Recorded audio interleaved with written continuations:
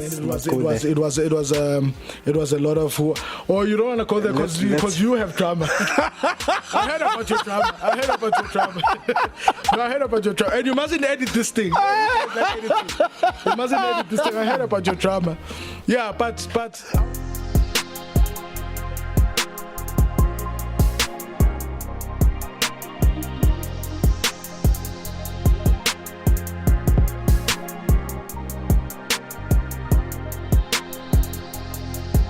Mogaetsi dumelang go ga ya le dumedisang ke morwa matlaopane ke mo kalobe ke mosimona go taung go pamprestata kwa kere ke alamogela mo Gospel Chats with Neo.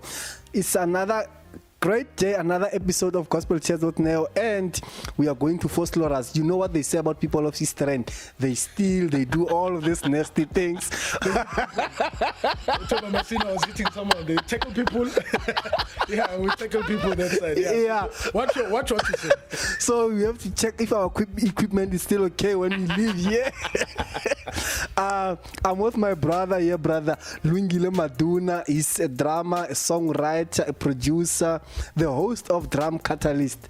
My brother, what's it? Hey Tada, you offended me just before we started, so I don't know, but I think I'm okay.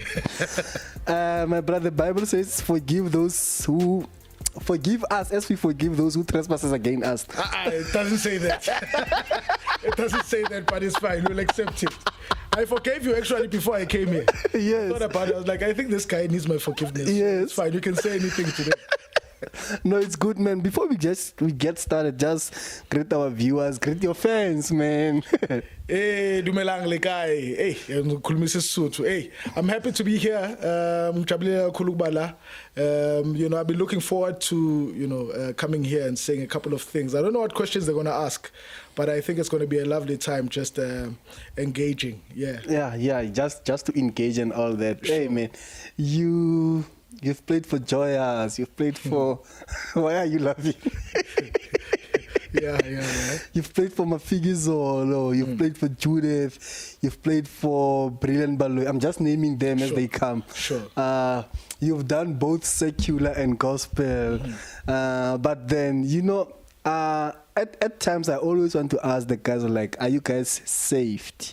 Are you guys born again? Yeah. Because like we only see on the stage doing gospel music and all that, but we don't know for sure, are those guys saved? Even though it doesn't really matter to us, it matters to God. But then you are preaching to us. Yeah. No, so yeah, I think it's a fair question to ask. Personally, I am saved. Yeah. And I really love the Lord, and I really am a believer and a follower of Jesus Christ. Yeah. So the question is, am I saved? Are you saved? Yes, that was the question. I'm saved. I'm very much saved.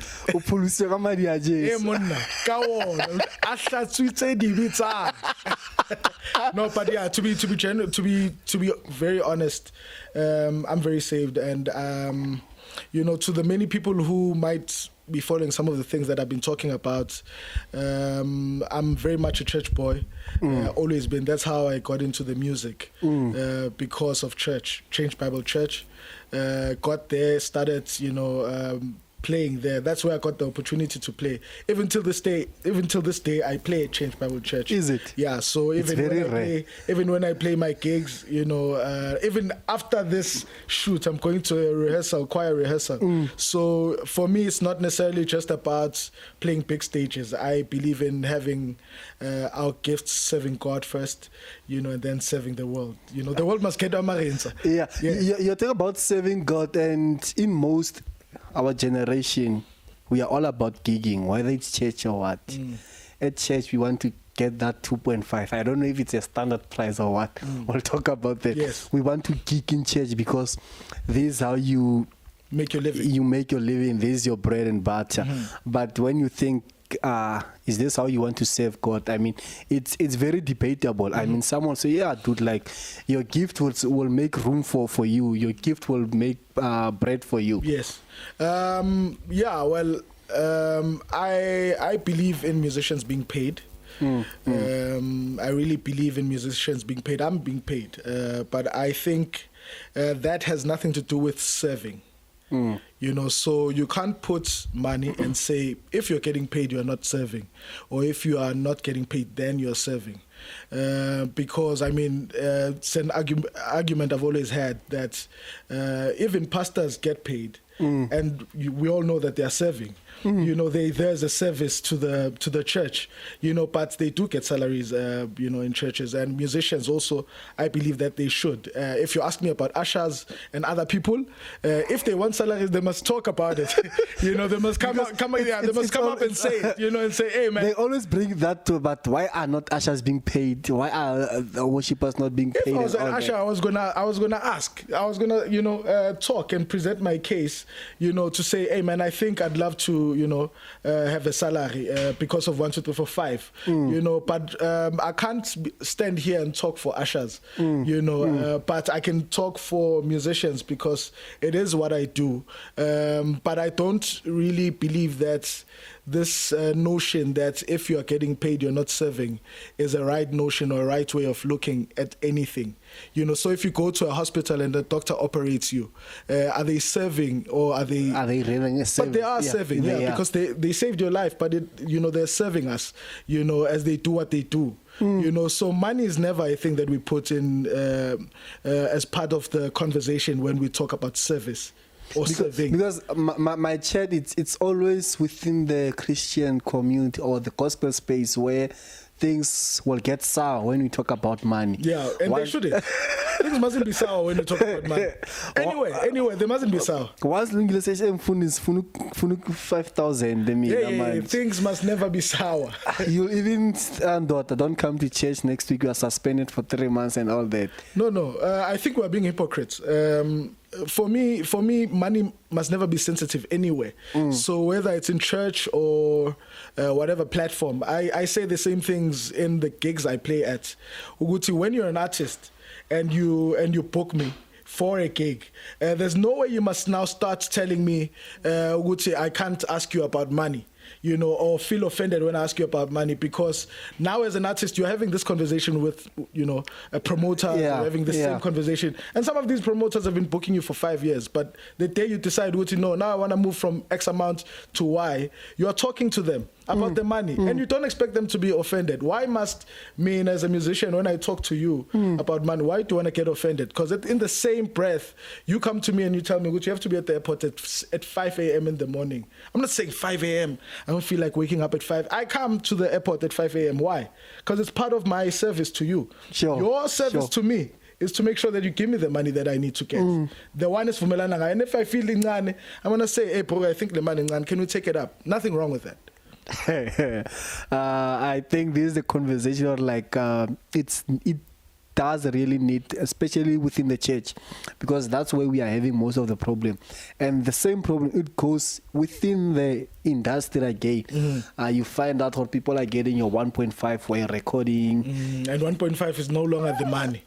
Yeah, 1.5 is no longer the money we're discussing. I took out a video the other time and I was saying on TikTok, 3,000 is the new 1.5. And people didn't understand what I meant by that. But let me tell you what I was saying. I was saying that the same way we were complaining about 1.5 back then, now we should be complaining at 3,000. It's the same thing. So if you're paying 3,000 now, you're equivalent to the person who was paying 1.5 back then. So like, it's like, I mean, more especially for the BVs. You're not a BV, but then you might have a opinion or view on that. I think they get lesser mind and they do quite a lot of work. Yeah. You'll find out people are getting your 150 for transport. It's just one right to request, and then it's done. Yeah, you can't go back home. So vele, they are forcing you to go to taxis. But yeah, I think issue Yama PVs is a tricky one. It's a very tricky one with respect to the fact that I understand that people should be, for me, people must be paid, you know, fairly for whatever that they do, you know, but just like any work, everyone who goes to go work must go negotiate their own rates. Their own rates, yeah. So I made a decision early in my career, and I used to play a lot of things. I was on a lot of TV gigs, a lot of gigs. Gospel. Is it gospel time? There was gospel gold. Gospel gold. And I was all the time on. And I mean, when I was 19, I started playing TV gigs when I was 19, and I did a lot of things over and above TV gigs. I did a lot of different things, but there was a time where I had to think about it. And I say this story. Utlale asked me a question one day. I was very busy doing Benyega Merelin figure, and I got there. I don't know if should I just talk. No, English? just talk. Okay, just talk. Zulu's okay. Anything. So I got there. I got Merelin. I had a rehearsal at 9. That was supposed to end at around 12 for me to rush to another rehearsal, Nema Figizolo, that was supposed to start at 12, but I left Gama Merelin 12:30 to get that rehearsal so that I'm done at 5, so that I can come at 6, so that I can come do another rehearsal, I think with Spogazi, so that I ended. So as I see him in the morning when I'm coming to the first rehearsal, and he was coming to book the rehearsal space. He sees me in the evening again. So he's like, bro, yeah, niggas are, and they like busy, and they tell him, good, no, hey, this boy is busy. He's always doing like a lot of these things, and it's like, yeah, you must take some time to think about what you're doing, and really think about is there any impact to what you're doing? Are there other things that you'd like to do, or is this all you want to do? And I started thinking hard about it. I was like, no, you know what? I'm not going to take every gig now, so that I have some time, so that I can think about other things that I'd like to do. Because when you're busy from 9 in the morning until 11, 12 at night, you get when are you getting the time to think about a song? When are you getting the time to feel anything, to think, okay, there's a thought like this that I'd like to entertain, So, because of that, I feel like each person must make their own decision. What is it that you want? If all you want is to play every gig, just go there, but you do your own negotiation. So, because I know I need more time, I need some time to myself. I'll get to the rehearsal space and be like, these terms don't make sense for me. Can I get a recommend bit more? or something? No, can I get a bit more money first?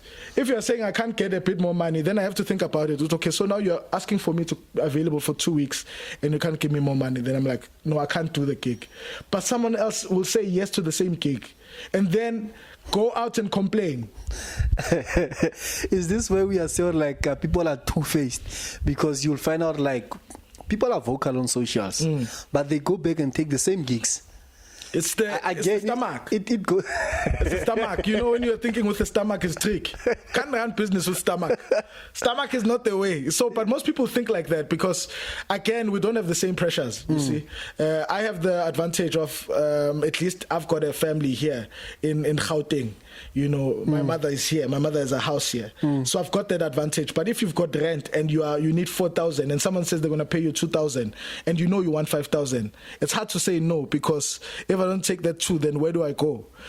So we all are facing different things. I'm not going to judge anyone who's going to take a gig that's going to pay them 500 rands because I feel like they are worth 5,000. It's up to them, how they run their business. Each person is playing their own game. We're running our own races. We know, and it's not the same thing. We've got individual, separate things that we're doing. So it's up to when, as a person, what matters to you? Does it make sense for your business to take this 1.5 gig? If it does, go take it. Because maybe at the end of the month you've done 20 gigs and you made your 30K, then that's fine. I don't have a problem with that. Because like you find out like again, the exposure thing, man.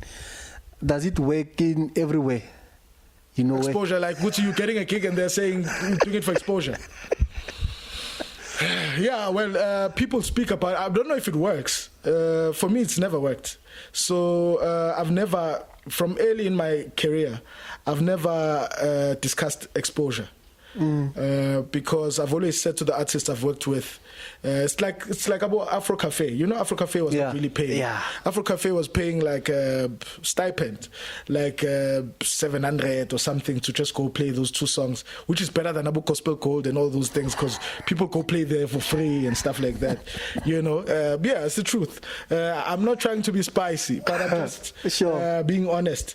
For example, about Afro Cafe, the truth to those platforms, and I respect them, is that they give the artist and a platform to expose their craft, their products. So the person who needs the exposure there is the artist, and if they do well with that exposure, they then can monetize that exposure. They start getting gigs that pay them, So I always had this conversation with artists to say, but when we go do these gigs and you are saying, they're not paying you, you're getting 500. The truth is, you want to give me that 500, but you are going to get more than 500. Because no one is going to remember that Ululu was theirs, or except for the few people that know me. But brands are seeing you. Every other person is seeing you. And your name is at the forefront of this thing. So when you want to go promote, you must just understand that you are the one that's getting the promotion.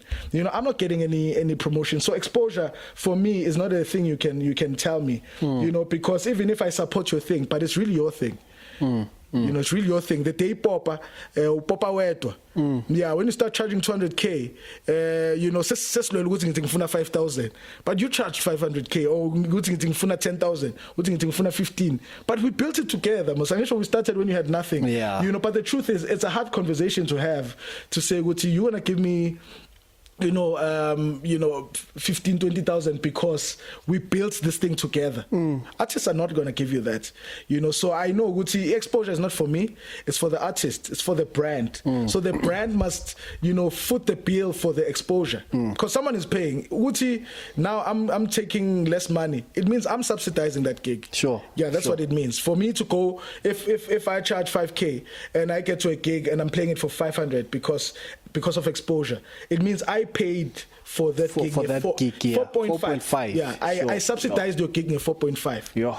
That's what it means, so that's why I never discuss exposure, but it doesn't mean we don't play gigs that are free. I'll go from here to Polokwane or wherever and go support an artist and go play with them for free. Is it based on relationships? Yeah, it's based on relationships. The relationship that we have, Guti, okay, because it's you, I can do it because of the relationship, not because of exposure. Yeah. Yeah, you're not exposing me to anything. Oh. Okay, I want us to go and talk about production, because you also do production, you do songwriting. Also, just a quick one. Are you big in secular? I'm not sure if the big is the word, it's the right word. It's a hard word. Okay, in terms of like the young kids will say, no, we see a lot of few individuals within the gospel space.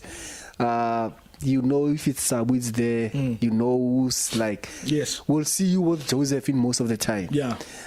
So I'm just trying to find the right word to use, because we don't see you much involved within the gospel space. Yeah.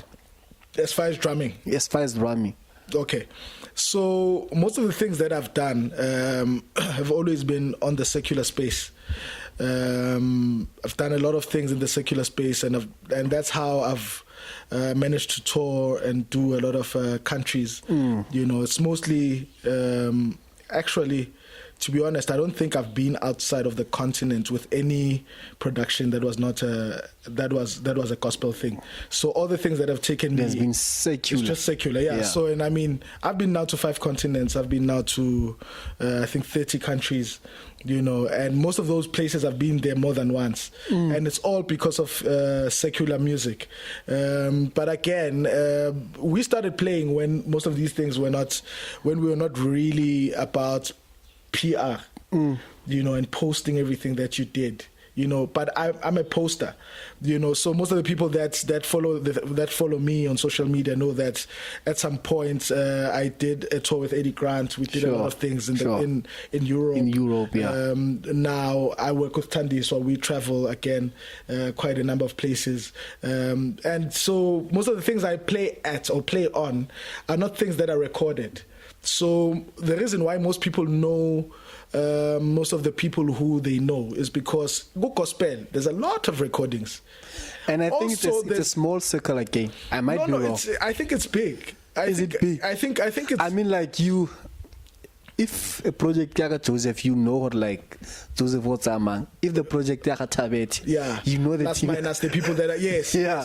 No, you're right. So if you're thinking about it that way, but also within the secular space, secular is also not not as big as gospel. It's just that people don't follow what's happening in the secular space.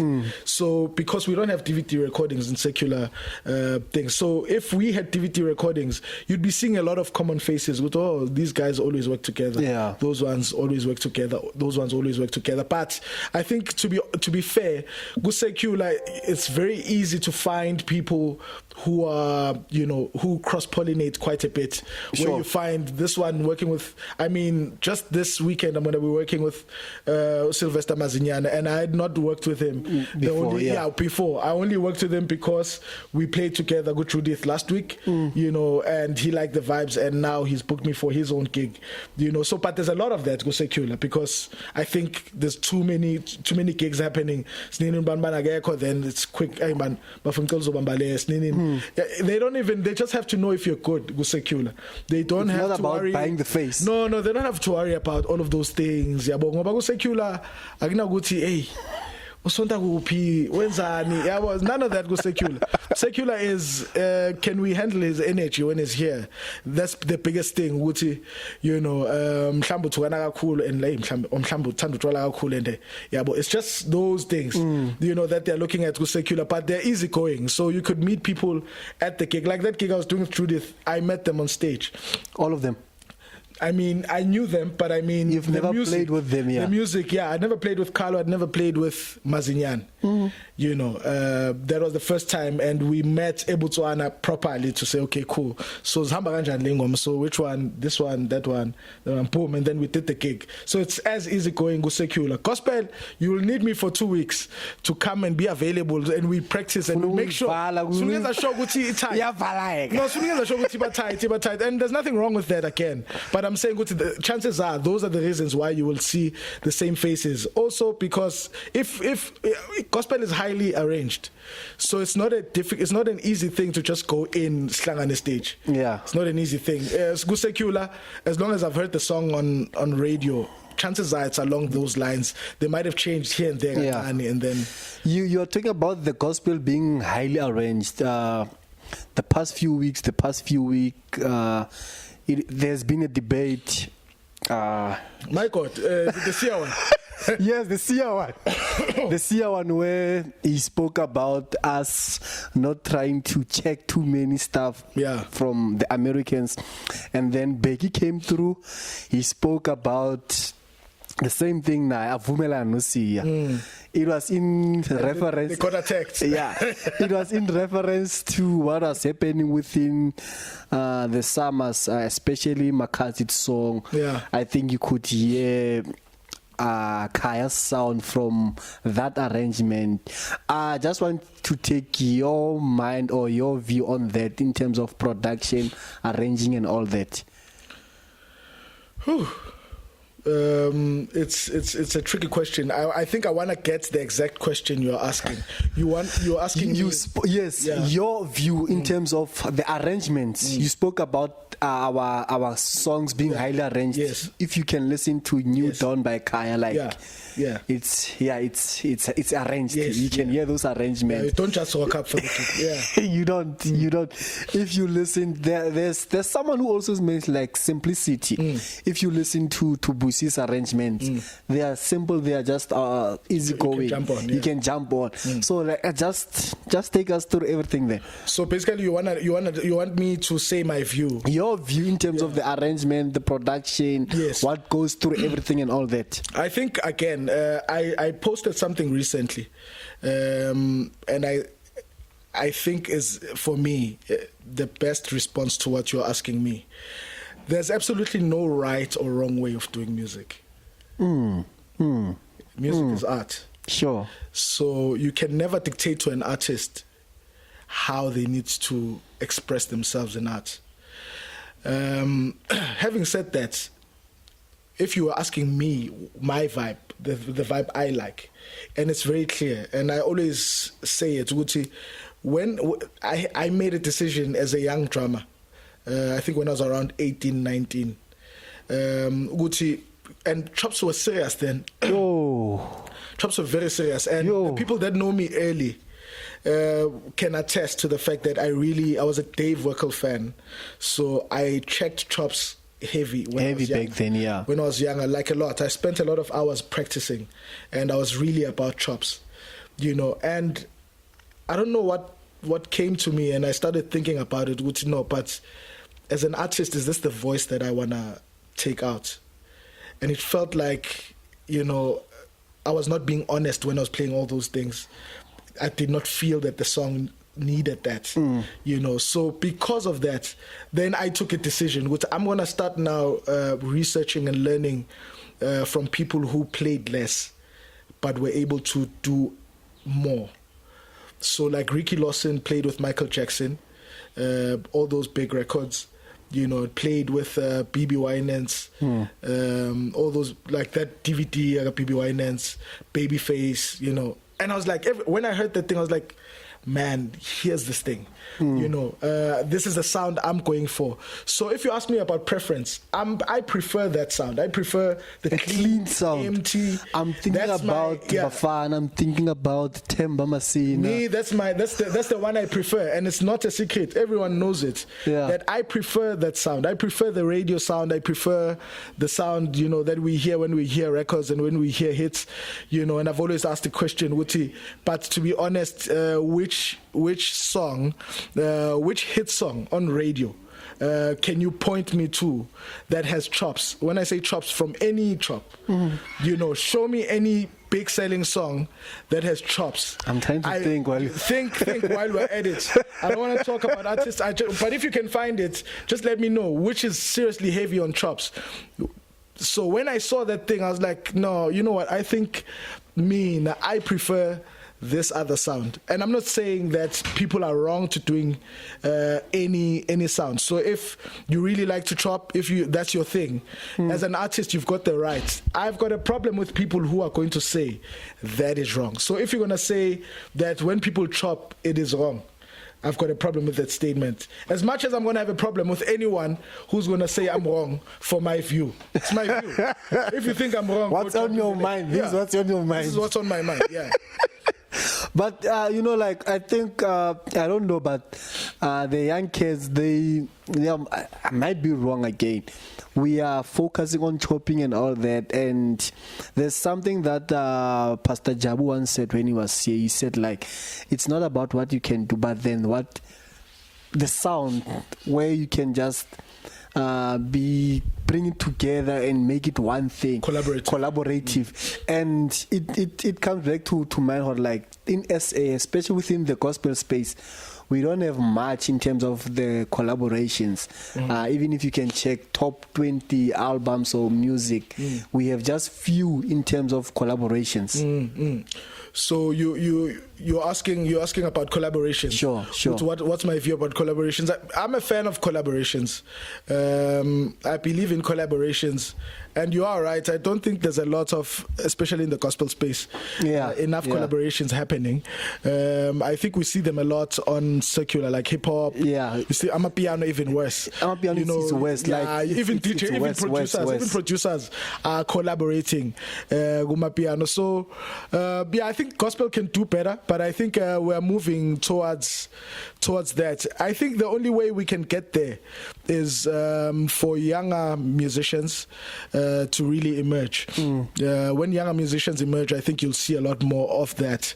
But the challenge could be that the older musicians might not want to come because they think you're. And while we're there, no, it's the truth. It's the truth. I mean, at all times, what you're seeing is just, a group of people. I'll make you a simple example. When we talk about all these things, going back to what you're asking, the previous one, is that with the biggest thing that I see young musicians saying is that, young musicians found this information by themselves. And now that they're using it and now that they're playing all these big gigs, now older musicians want to come in and want to say, hey, this is right, this is wrong. And I think they are right. Again, I do believe that, there should be a meeting point between older and younger musicians. The transition between the old guys to the coming generation. Yes. The gap between the young kids and the old guys. Yeah. Is the transition there, or people, they just want to chow the gigs by themselves everyone is looking for themselves, more especially in our space, in the gospel space, because you go into secular, you go into Amapiano, people are collaborating there. I mean, you check, hey man, can we do this together? And then we make a hit. You check Seven's Way. Look at how big that song is and how many people are involved in that space. Yeah, but I think the question should be, whose job is it to make sure that people collaborate? I think that question is very important, because then we will know who to blame. Yeah, but so if there are no collaborations, it's our fault. You know, it's the musician's fault. You know, the young one must go to the old one must go to the young one. I think the problem is the fact that older musicians feel like young musicians really don't give them any respect. You know, and I'll make you a simple example. I don't know where I am. I think I'm on right in the middle, because I don't think I'm an old musician. Yeah, and you are and not I'm not a young musician also. Yeah, but judging from where we are, Nabo Divine, you know, Nabo Koli, is that, you know, if you were to ask us, we had a very close relationship with the older musicians. I mean, Abogwazi, Abonkanyezi, you know, all the people that came before us, you know, we had a very tight, you know, relationship and a respect. Yeah, just a relationship, just as also like a serious respect for the older musicians. And when we saw them, we talked to them. I mean, even till this day, if any of my older, you know, musicians that I looked up to was to come in and there was no place to sit, I'd stand up for them. You know, that's how much I respect older musicians that came before me. You know, but obviously right now you see that almost there's an energy between older and younger musicians where you can feel it. There's something off. There's an energy here. Kuno spirit engathi sifuna ukubindwa, ngathi kune fire nyane finally ifakwe la, you know, between older and younger musicians. You know, that thing must be there. And I mean, even older musicians must want to reach out to younger musicians. I mean, Abogwazi, you know, reached out. A lot of people who were older, Abotulani Shezi, reached out. How I got to know about Joyous needing a drummer was because older musician reached out and was like, no, I think this young boy. And that's what used to happen in Dala. Older musicians would think about an opportunity, and a serious legend would be unavailable for a gig, and they'd call a young boy to come play, you know, to replace. I replaced Gwazi in some of the biggest gigs, and I didn't think I was ready, you know, but, you know, older musicians called me to come replace, you know, a legend like Gwazi Shangi, you know. But now the question is, are we as older musicians doing the same thing? Are we looking at young musicians and saying, hey man, this boy I think has some nice potential, let me call him to this gig? Because at that gig then you have an opportunity to say, man, you know, you're playing a lot there, man. How about maybe a little bit less here? Oh yeah, nice. You see, you know. So even if I born at that time, after 5 months or after a year, some of these things changed because, you know, when I got to some, you know, like some gigs, fast, you'll be like, hey, cool, just it's a volume, and I'm like, no, this thing is not. I was like, no, it is loud, just a little bit. Then after a year or so, I'm starting to understand. Oh, here's what he was looking for. You know, initially I didn't understand it, but I had to be in his band, you know, for me to understand what he's trying to get. Because I think, and it's just me, like people are. It's all about who do you love, who do you like, and who is within your circle. We are not available there, or not. Here's what I'm doing, and then we can do 1, 2, 3 together. Come, yeah. No, yeah, and I'm against that thing. You see, this thing of booking people just because they are your friends is not cool. It's not good for music. It could be good for your friendship, but it's not good for your end product. And I think my view is you really have to be honest every time you get into any work, you know, to say, is this the best person that I'm getting? And you will see. I'm very close with Joseph. I don't play all the recordings. Not all. Yeah, I think it's selected artists again. Yeah. But I play like very few. Like maybe I played like, but it's not like, because we've got that understanding. You know, our friendship has nothing to do with work. With work. Work is work. Yeah. So when we discuss work, we discuss work. You know, that's it. It's work. But when it's like social, it's social. But you see it in the DNA of this music industry in South Africa. things are like, it's like someone is forced to hiring someone. Where did we go wrong in that way? Because like as I mentioned earlier on, you'll know what like Tabete will have either Kuekani or Ishmael on the bass, and then there'll be Morola there. You go to Joseph will have maybe you or Pulu on drums, and then Ishmael there. You go to Mbata, you know Mbata will be Sabu there, Mtetwa, Kuekani, Snigi. It's the same, and again, you think is tribalism also within the space there? I think back in the day, it used to be a problem with tribalism. Right now, I don't think we're dealing with a tribalism kind of a thing. Yeah. I think what it is now, to be honest, it's preference also. Preference is like keeping. And also, I think the sound of an individual. Exactly. So we mustn't take away what people prefer. Yeah. And if they think that these are the people that are gonna give me this thing, we can't take that away and complain about people using the same people. It's because they really love. It's like you. What do you eat all the time? Pap. Yeah, pap. Why are you not eating bread? Why are you not eating Rice Krispies? Are you now discriminating? No, you're not discriminating. You absolutely love pap, and you don't mind eating it every day. Sure. Every time you get a chance to eat it in the morning, you want to eat pap. You understand? So it's the same thing. So producers always have their people, their go-to people, because one, they know what every time they're going to have to deal with something, it's going to be easy for them to explain their thoughts. They'll say, okay, no, there, quickly. They play it. Then, and it's, these relationships are just like any other relationship. So if you have a long-term girlfriend or a wife, let's talk about girlfriends because it's difficult to it's difficult to divorce wives. But you can leave your girlfriend. But it's harder when you have like a long relationship with your person, because you're now thinking to start a new one with another person. A new life. Yeah, it might, because, it might be hard, and now I have to think about it. And then after some time, it's like, no, let me just carry on with this one. You understand? So it's the same thing with musical relationships. You think about it, so I heard that guy plays very nice, but I don't know if, now Sazo Sabana, if I have to tell him, man, that chord, I don't like that chord. I don't know how he's going to take it. The next thing is Moody. Sure. Because we all are saying to him, hey, we don't like this chord. No, change this chord, change this chord. It's like, no, but it's a minor 7 flat 5. Change minor 7 flat, play another one.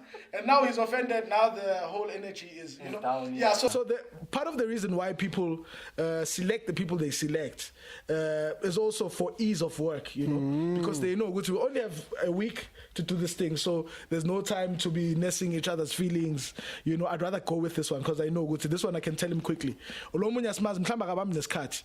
next thing is 10 o'clock. He gets there at 1, and we're like, my brother, you are late, and he's angry because we are saying you are late. And he's late. Yeah, and he's late, but he's angry.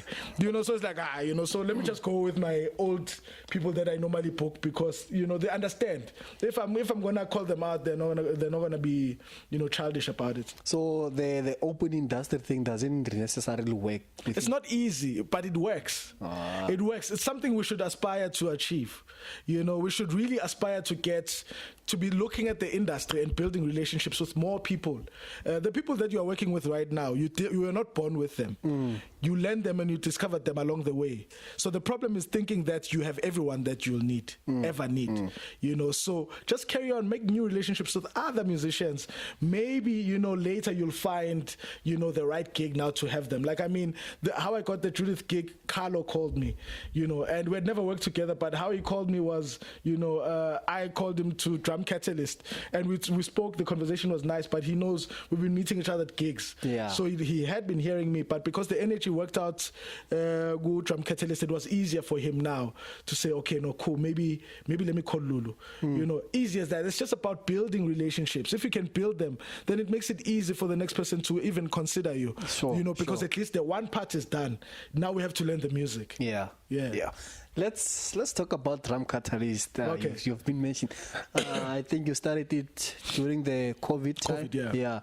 What was the whole idea or the end result when you started, and how far you have reached? You have score, yeah. Yeah. Sure. No, A drum catalyst, basically the thing about it was looking at the fact that we really never get to hear the stories behind the people who work with the people we love. People who make music. Yes, the behind the scenes. Like the behind the scenes, how to make this and all that. Sure. Yes. So initially, I looked at it. I was like, also the people that, if you love Sabu, chances are it's very hard to get him. So if you have a question, it's hard to find him and ask him a question. You might be flooding his DMs, but it doesn't mean he's got the time to answer, all of those things, So I looked at it like that, and I was like, I think a platform where we could ask, because Drum Catalyst really is not so much focusing on the music part. We try to balance the two. I'm very interested in understanding the person's life. Ukuthi usuka kuphi lo muntu, umuntu onjani, beningakhi kini, how were you as a child? It's important for me. Singaloko sibuka umuntu sekadumile manje and you think they're like a semi-god. Kanti no, this guy actually naye ukhula hlupheka umuntu ukhula ngenakudla yabo, because that thing is important for someone who's sitting at home to realize ukuthi actually if a person like this made it at this level and whatever they are saying, I can see myself in this thing. It gives me as a young musician uhleli endlini hope ukuthi no yazi, I think nami if I do the same things he did, I can get it, I can get to where he got to. So the reason why I started it was that I think we're in like season 3 now, and we're still busy having talks about making it a live interview like this one, because it's on Zoom because of how it started. But I'm not certain if I'm really yielding towards making Drum Catalyst that platform. As you can see, there's a lot of things I'd like to talk about. So there's another production that we're going to be doing. We did one episode, it's there, but it's not out yet, but it's called The Music Talk.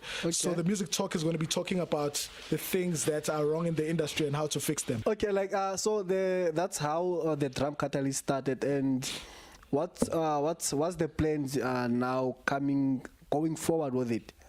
The plans going forward is that we're going to be doing Drum Catalyst will always be a Zoom kind of a setup. Sure. But we're in talks. We're trying to get a lot more international musicians to come in because I'm feeling that it's also very important to have their views and to understand how they're dealing with things in America, for example, because we are here talking about South Africa as if all these things are just happening in South Africa, and it's not. They're not just happening in South Africa. All these things we're discussing are happening internationally. We just don't know what's happening out there.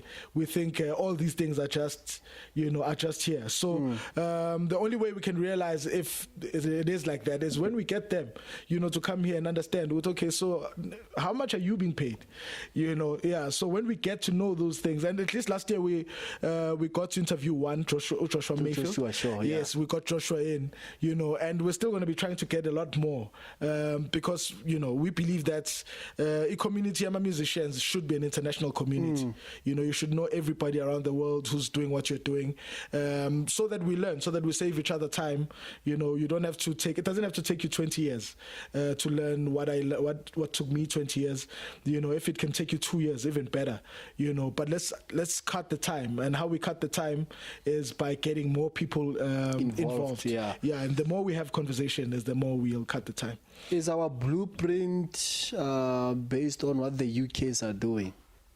Blueprint for our music, the gospel space? I don't know. I really don't know what our blueprint is, but I know that we are influenced we by. Checked, influence. We can't run away from influence. We are a result of our environment. So you can never think about something you've never heard anywhere. Something somewhere, must have informed, why you feel this versus this. Like, for example, I don't listen to rave music. I heard it, but I was like, I don't like it.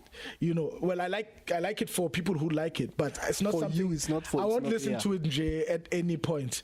Maybe because but there's other things, like you see soft rock.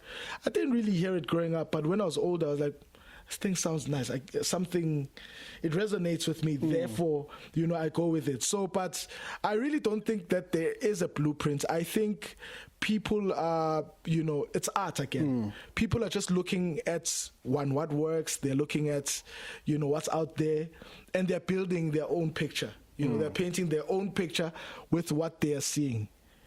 So yeah, that's my view. I don't know.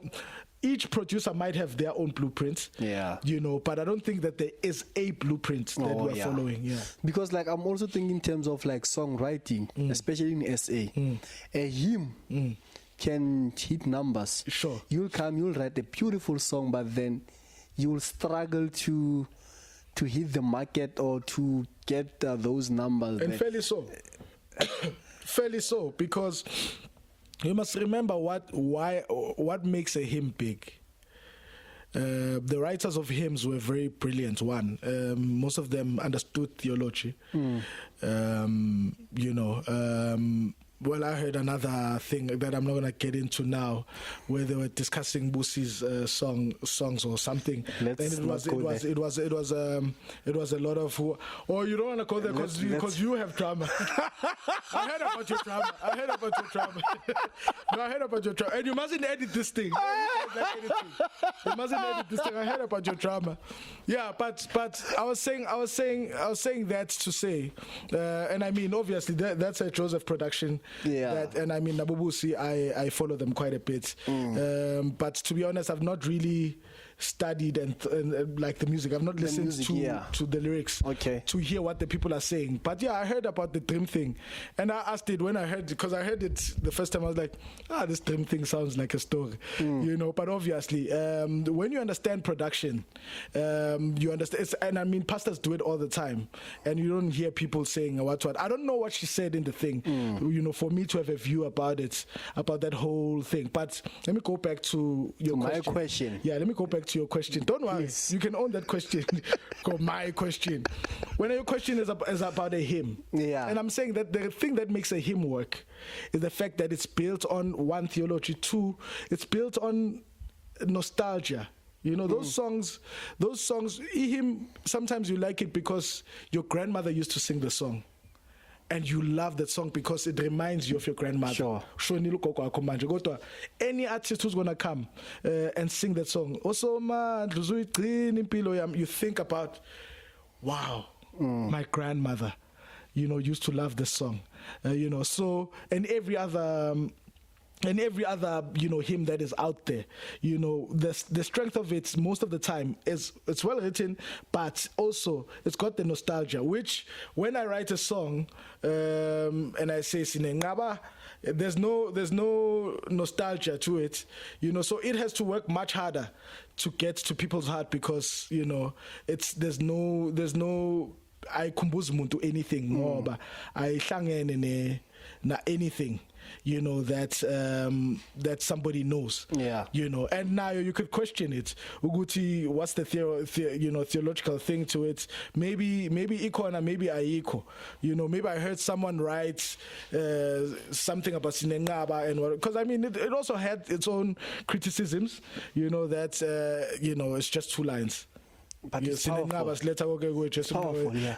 Well, yeah, but I mean, it was criticized. Yeah. I'm saying that to say, people will criticize. People will stand where they're standing, and I'm going to go back to Busi because people were criticizing. To say, people can criticize, your work. As a maker of works, any production that you make, people must criticize, but you must just take it, with a pinch of salt. On the other side of the coin, I would say that's a PR for her. on the other side. Yes, it is PR. But at the COVID, what we're dealing with is that there's emotions, to it, and I think this is what people don't understand. Which is, when you attack someone, you're attacking the person. You're not attacking the works. The work, yeah. Fun with moto na coke yimbi. Ukhuluma ngecoke, yabo. Even though umnikazi wayo nomuntu yenzile might be offended, but it's not the same as saying ukuthi, hey, when we are better, why coke embi kanje? Which is sad, because this is how you see people talk to artists. They attack the artist and not attack the thing they're attacking. Because I saw that guy, some guy was talking, some Koza guy who she screen grabbed, and put. I think I saw that. I was like, hey, that's malicious. I mean, even if I don't agree, there's a lot of views I don't agree with. I don't attack the person, I attack the idea. Good say, but this idea is such a bad idea. Yimbi lento. Ayi umuntu asilu nabantu. It's not a flesh and blood game. This thing's getting too deep, but go for it, my brother. Nonetheless, whenever let's talk about Ne. You just mentioned the song. Whenever an artist brings a song or an idea like this is the song that I want to do you guys as a musician or as a producer like this will not work? Do you ever sit down, my guy, this will never work? And the artists, they push for that. They're like, we need this. Do you just give them your honest answer, or you are just thinking, as long as I'm getting my 20K, I'm okay? Whew, that's a very difficult one. I think it differs from producer to producer, and also, to be fair, most of the things I've done, the only things I've produced were things that I did Maduna, which was Uvuyogazi, and a couple of other things like that, so I do some productions for, and co-produce some things, like I know I did something for Vusnov and something for, so, but I don't necessarily get calls to produce work, like body of work. Yeah. But I know with the producer friends of mine that I have, conversations get to a point where they're like, no, this thing's not going to work, this song. I don't think this song works. And they tell the artist, but, it just depends. Again, other artists are really, committed to the idea of having that song work, and they'll push for it. But again, everything is give and take is negotiations, so sometimes you feel them, saying, okay, cool, let's put it in. Initially they didn't. And now the problem with that is that most of the time it makes now producers work much harder to make a song that really was dead to have some form of life, because you want it as an artist, which is a hard thing now for music, And I think for me, the idea is, with producers, producer, choose someone that you trust my ideas work. So it's like how women must choose husbands. You must choose a husband that you trust in leadership. Yeah. If you don't, then to second case it's bad for building. So it means that producer won't get to where they could have gotten, because if you are second guessing every decision I make, I now am wary of making any other suggestion. Now I try to understand what you want to do, and now do your thing. Now you've produced that thing, all by yourself, and now the producer's out there, and you wonder, why is this thing not working? But this person has been working with so many great names. It's because they realized, but this person, I think they want to produce themselves. Let me just do everything that they want to do, and then boom, album is nowhere. Oh. Yeah, ne. Where do you see our industry like in the next 2 or 3 years from now? I mean, with the young cats which are coming, I can mention few, but then in terms of production, in terms of playing, like, are we evolving? Are we growing? Too much. Is the future in good hands? Too much. I think the future is in very good hands. The future is in very good hands. I really, like, in all spaces, I'm hearing, and I think people like to be too hard on themselves and too hard on others. But the way Ngibuanga Kona in industry, it's really going. We're going for the world now. I think this is where we are going. And I mean, there's a statement Umgano Mupanda likes to say. It says South Africa is the best musicians in the world. True. That's the truth, guys. That's the truth. True. I own that truth.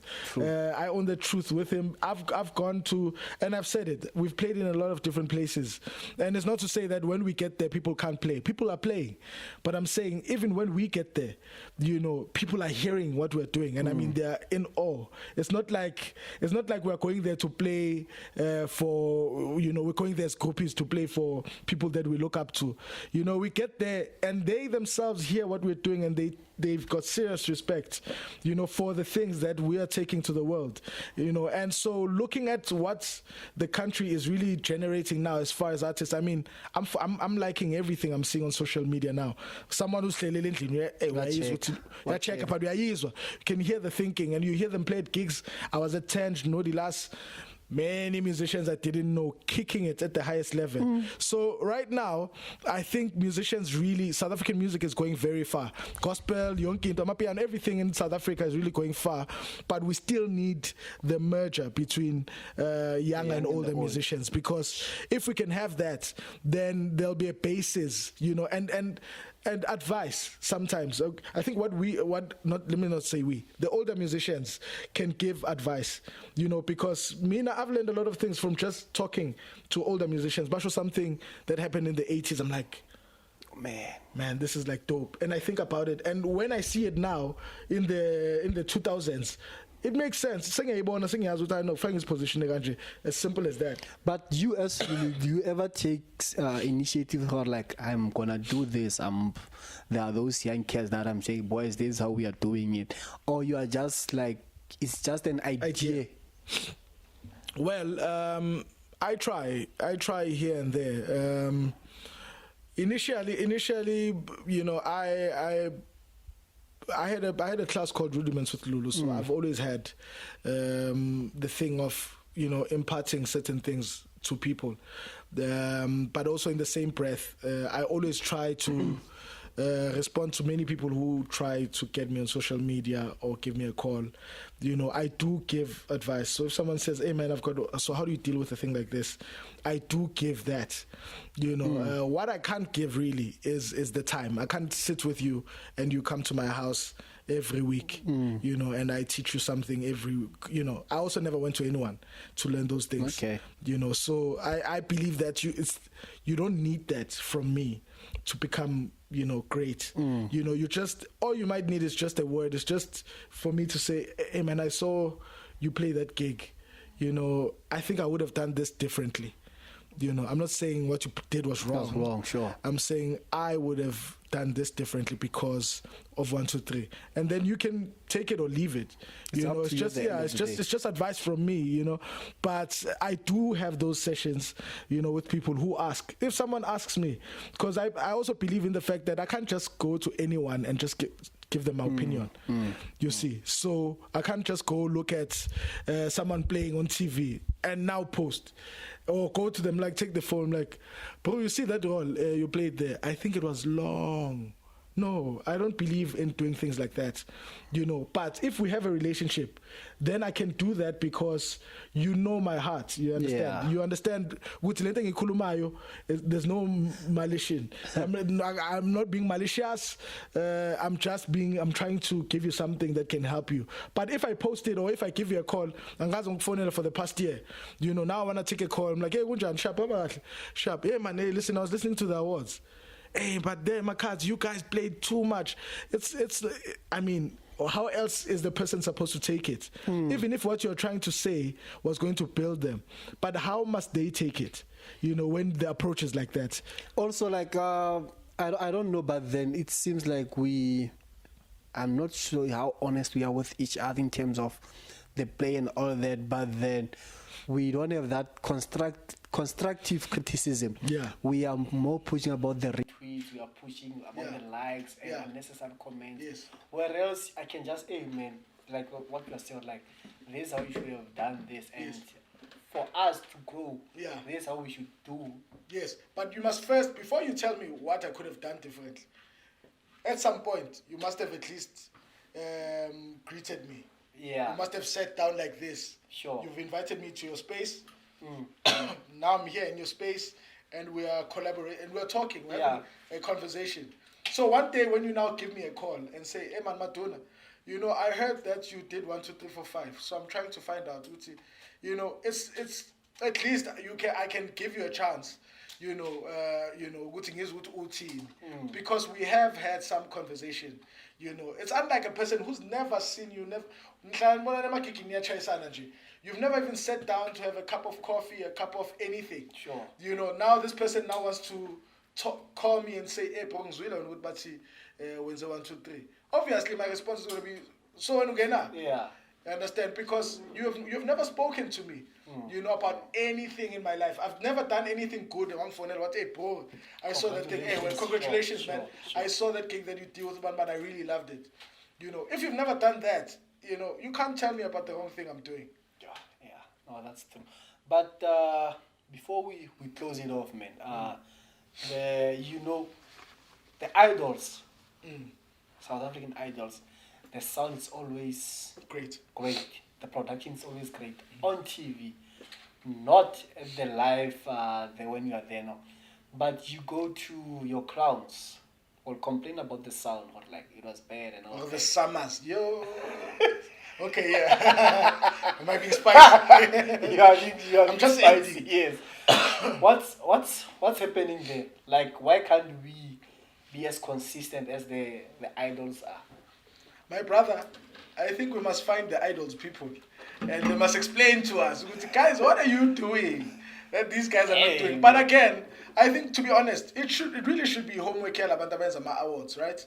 Because you have a reference. We've got so many things that are working, and year in, year out, people are complaining about your events. Same thing. Yeah, stage sound sucks. Yeah, all the time. This is what you keep hearing. You know, so I think really, man, it again, maybe we don't understand the issues behind the scenes, because sometimes people can see you doing something nice, ne? Gospel chats kanje, and they are sitting there, they're like, you see, this thing, actually what they should be doing is 1, 2, 3, 4, 5, but they don't understand your limitations. You know, so we have our own projections without understanding, you know, the full story. Do you have the right resources? You know, are you getting enough support or not? You know, because you find that idols sitting with I don't know, budget that is up there, and I'm crowns. Yeah, I think crowns. Crowns told ukuthi mhlambe ibudget yabo incane ingaka.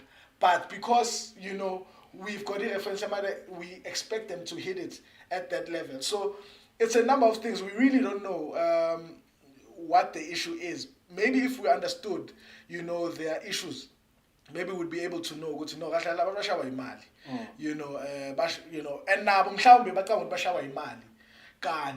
there are solutions out there that don't need the money they thinking ukuthi kufuneka. So baca ukuthi ukenza ama awards mhlambe 100 million. Kanti ukhona umuntu okhona la ukuthi bona bamazi okwazi ukwenzela elinye isonto. You know, listening to some church, not Joseph. Sorry, I'm mentioning him a lot because I work with him. Yeah, he's a very good friend. He's a brother of mine. I'm sure namanje ngambona. So, Joseph, ngikhuluma naye ngelinye ilanga. He went to some church yabo Peter. You know, beyadlala khona now. No, there's one in what's this thing? N1 by N1. Yeah. I can't remember what it's called. He gets there and he sends me a link to this church. Man. Sound. The streaming link, yeah, Sunday. He's like, bro, listen to this thing. I'm listening to this thing. I'm like, guys, it's a church. A Sunday church. Sunday service. You must hear that sound. You understand? So the point is, there are people out there. There's a lot of people all around the world who can give you this thing. But you find that maybe maybe nababaz. It's a knowledge thing. You see, it's a knowledge thing. You can't make a decision beyond where you know. You know, you must either surround yourself with people who know, so that they can connect you with the people they know, and then now you know these people. You know, or you just go find these people by yourself. But may not go with the one of saying, when you want to do certain things, find the people who've been doing it at that level. You'd rather pay them more, you know, so that they connect you with their networks. Because if you're to find a situmuntu wama idols, you know, one person who my idols can unlock all that chain. My idols. One person, find the key person. The right one who's gonna connect you with all these people, and you find that even if that thing is 100 million, you're now paying 40 million instead of 100 because you found the right person to go represent you in all these different meetings. But now, if you're sitting there wanting to do it by yourself, you know, you're going to be faced with all of these challenges where now, you know, we know that the crowds have to be the biggest thing. And I mean, you see it. Gospel industry is big and all of those things. But it is not translating to the level that we are seeing. Because I mean, if you look at productions where gospel, they're very up there. You know, the mixing is dope, the tracking is dope. Yonki, the sound is very nice. Then you go to their events, you know, the sound sounds bad. It's like something is wrong. There's a disconnect there, you know. But that disconnect, for me, I'd say let's give it some time also, because the gospel industry is very young. It's a very young industry. So we might want to compare it with the secular space. Secular has been there for a long time. For years. For years. Secular has been there. Gospel is very young. Gospel India, man, I don't think gospel industry is older than 30 years. Somewhere around there. Yeah, I mean, there was no artist who was a big artist in the country in like 82. Because like Joyous was formed in 94. 90 something, yeah. 94, 5, between 6. 94, yeah. Yeah. Yeah, so yeah. But there were productions. Benjamin Dube were there around, in the 80s. Yeah, but they were not as big as... Yeah. Yes, so, but if you're looking at like 82, 80, you know, there were no artists. I mean, I was talking to Umfundisu like Khatebe, and it made sense. That song Alpha and Omega was not registered at the time when he no, it was registered, but you know, I feel sad whenever someone speaks about the song, man. We're gonna fight until he gets his money back. He must get his money back. I think he deserves to get his money back. So anyone who's standing in the way, we're gonna find them. The money must come back. But that song is huge. It's huge. And I was saying, Guti, the reason why people like him were not getting it is because, one, there couldn't have been any education about registering music in the late 80s. Because I think he wrote it early 90s or late 80s, you know. But he was singing in Jugma Crusades, you know. So those were the vibes. It's the only place you could sing this thing. They're calling you here, you are singing it here. They're calling you to Zimbabwe. You're going everywhere. You are singing this song that God has given to you. He sings it like that, and someone in Zimbabwe is like, this is my song, registers it. And then boom, the song is lost. Because Israel says he heard it in Cape Town. Where he heard it. I thought he heard it in Zimbabwe. But yeah, so that's the whole thing, man. But I think over time, Yonki is about right, man. Industry here too is young. So if we give it enough time, it's gonna grow. It just needs us to be patient. But while we are patient, we must educate each other as people who are practitioners within the industry. We all should have a view in this industry if it's gonna grow. Yeah. The gatekeepers. I don't know. I mean, if you still have a gatekeeper in 2022, you're not serious. I mean, there's TikTok. If there's someone at your gate. People don't speak. That's the thing. Yeah. People don't speak. People, they rather go home and... I'm sorry to say this, but then you get people are being depressed, people are fighting mental illness because of what's happening in the gospel space. Yeah. Ululu took my man, Ululu did this, Ululu did not pay me. Yes. But then when they get the platform to share their own story, they rather not speak because we still want to get the bread. We don't want to be locked outside. Yeah, it's tricky. It's tricky. I think it's a matter of just balancing a number of things. But I mean, if anything happened to you, I think you must just, you know, push. Into Gopana, into con. The thing of someone taking your money and not paying you, and I mean, you see it even in workplaces, corporate South Africa. You will always see that thing, you know, where people are being paid what they're not worth only because, you know, and it's hard for them to speak because they're trying to survive. You know, but again, it's for each person to think for themselves, what is more important for them. Is it more important for me to stay at home with this depression, or let me just come out and speak about what's happening, and figure out? Because sometimes speaking out helps you, because now everybody now knows you. We didn't know you. I mean, this whole thing, and this is what the music talk is going to be talking about, because we're realizing that there's a lot of people who, want sex from these young girls, for opportunities. If they don't talk about it, how is it going to end? They must talk about it. Will it will continue. So you must talk about it. I came to this rehearsal, and then Ululu was there, and he said, if I want to have this gig full time, I must sleep with him. He must say it. Otherwise Ululu's oshinjanin or industry's oshinjanin, because function Ululu. Because recently I just saw a video, pastor doing nasty things in church. My word. Hey, you can't even see videos. Hey, you see videos. Yeah, you can tell. But before, just the young kids, you've been mentioning them quite a lot. Yeah. That merge between them, just 2 minutes, 3 minutes, Kulmanabo, just to say this what before you could just wrap up the whole thing. Okay. No. For me, I appreciate every musician that is younger. I truly appreciate you, because I know the potential. I mean, I was a musician that most people thought I'd never make it in music. Oh, okay. Yeah, no, and it's the truth. It's the truth. In fact, just for more background on this thing, I won't take long because I can see our time. In fact, in different times, Unmubega told me, because Unmubega used to come to our church when I was younger. Sure. And he says to me some other time when they booked me to go play with them in Maritzburg. So we do this rehearsal. I missed my bus, therefore I got a flight, so I was late by the time I got there. So when I got there, we did like a 2-hour rehearsal and for a full show. So while we were eating, Besenandos and he says, "Hey man, Maduna, just to be honest, I never thought you'd actually make it as a drummer."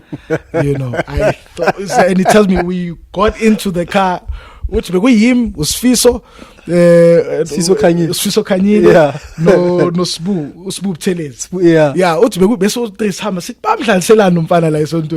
yeah, and then at a different time Kanyile and I tells me I'd gone to, or had come to one of the gigs I played, Nombuso, and he but he had come to the gig. He's like, that gig was nice, man. I'm like, I know Nyabong. Yes, Maduna.